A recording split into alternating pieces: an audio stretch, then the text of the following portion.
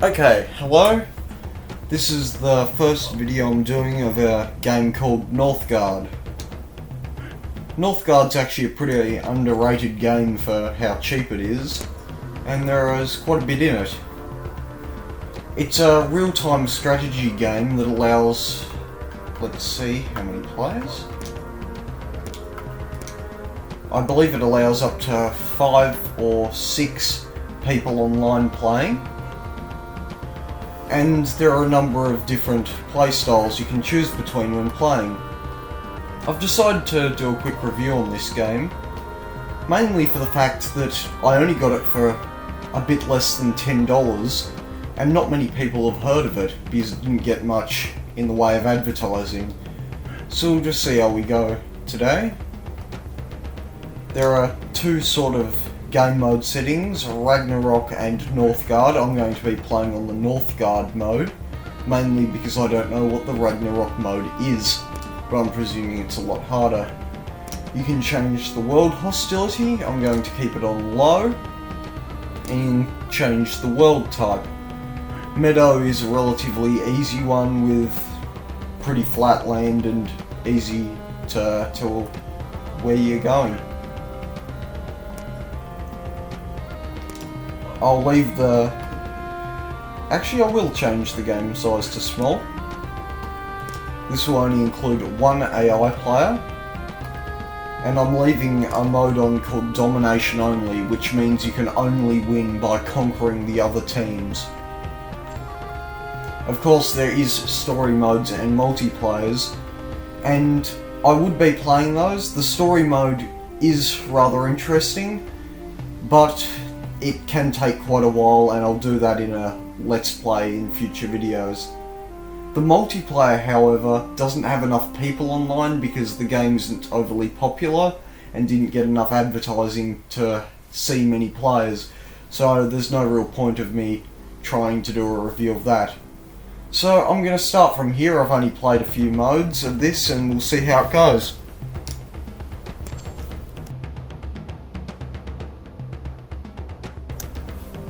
Okay, so here you get to choose between 6 different clans. Each show their own benefits and may be better than the other depending on what style of play you want. There is the Stag clan, the Goat clan, the Wolf clan, the Raven clan, the Bear clan, and the Boar clan. There is a Snake clan, but I'm not sure how to unlock it, so maybe having a look around online if you want to play this is a good idea. But for now, I'm going to start with the Bear Clan. The Bear Clan offers you an extra troop on spawn, which is this large bear. It's rather powerful and sort of acts like a second hero in your fighting team. So this is what I'll start with. Many of the different other clans do offer perks such as extra food and less food used up during winter, or more lumber collected during winter, but the bear is overall very easy when you're starting out the game and just want to learn the controls. So here you come to find that you start with a sort of town hall longhouse. And one of the first things you want to build is a scout house. The scout building will allow you to hire scouts which explore the neighbouring shaded areas. These new areas can be conquered for the price of food and will supply you with more area to build new buildings and eventually get closer to conquering the world. As you can see in the bottom right hand corner, there is a thing showing the time of year. When it gets to winter, the amount of supplies you'll be earning does drop significantly, so it is good to stock up on food and wood. Here I'll also build a woodcutter's lodge to collect wood while I wait for my scouts to return. Hiring a scout is as easy as having a free person in the village. You just click X to assign. Mind you, I am playing on the Xbox version, so on other consoles this may be different. As you can see, the buildings do take time to be built, but once they're done, they appear completed, and you can send someone to work there relatively easily.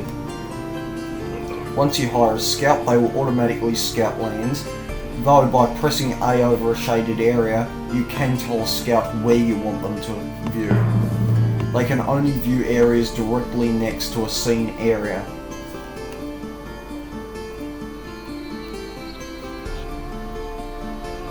Houses are also another important part of the game. They allow you to hold more people. Up at the top of the screen, roughly near where it says LB, you see 5/6. That shows the amount of people out of your maximum population. Building and upgrading houses will allow you to increase this maximum population, which will give you more people for potential work and your future army.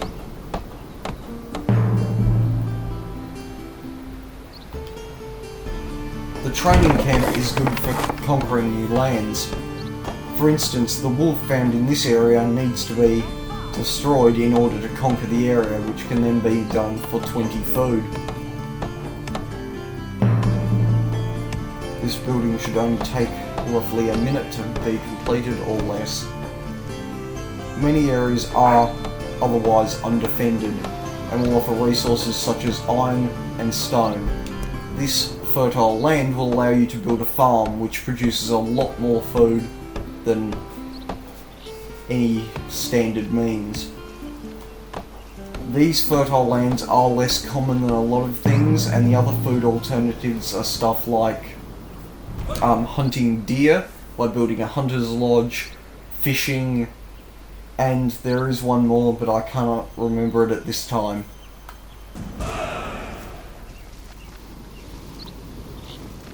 I'll begin by training 2 people. These do require money, and you will have to earn money, and that will drop during winter. Though you can buy and build stuff like trading posts and other such buildings which will allow you to produce money by selling, trading, or buying the required resources you need.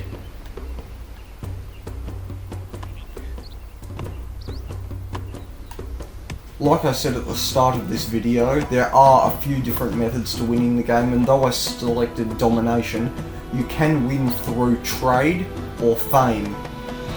Fame or law will allow you to upgrade these perks. Once you get the 3 blessings, it'll offer you a 4th, and once you get the 4th, you have won the game.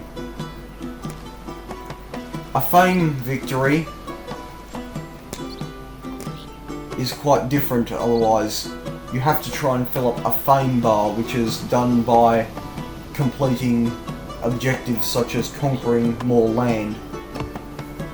Domination, as I've previously stated, is by eradicating an enemy team.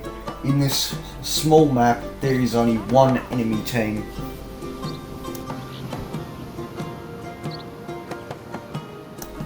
As you can see, the scout is beginning to explore new lanes.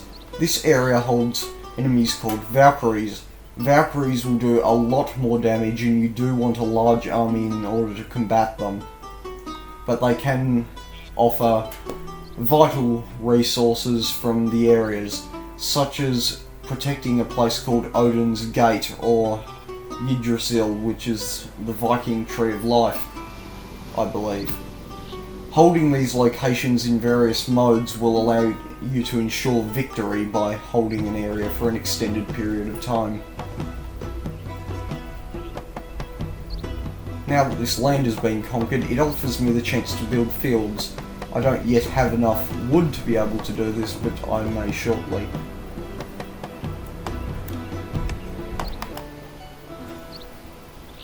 Okay. So there are other number of things you can do in this, including building things in the forge. Forged items will offer benefits to allies in the area, but for now I'll continue by building this field. You can see by pressing X on the field option when hovering over this highlighted land it'll offer me to build a field. I'll build this now because it will offer a large amount of food during the winter time. Once upgraded, most food producing stations can be upgraded from holding only 2 workers to holding 3. Silos can also be built to increase food production and protect against things such as rats getting into your food, which will happen occasionally.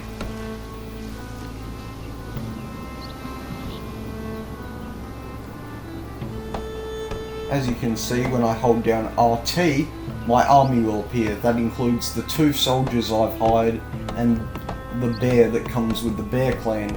I'll use that now to invade this land with the wolf.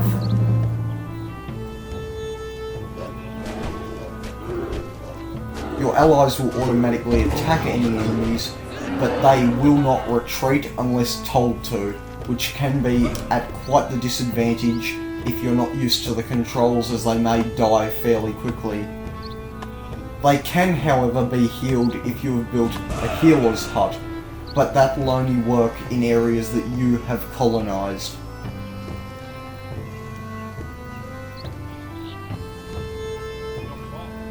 Now send workers to work at this field, and as you can see there is an option for an upgrade, but it does require a large amount of materials and does cost a lot.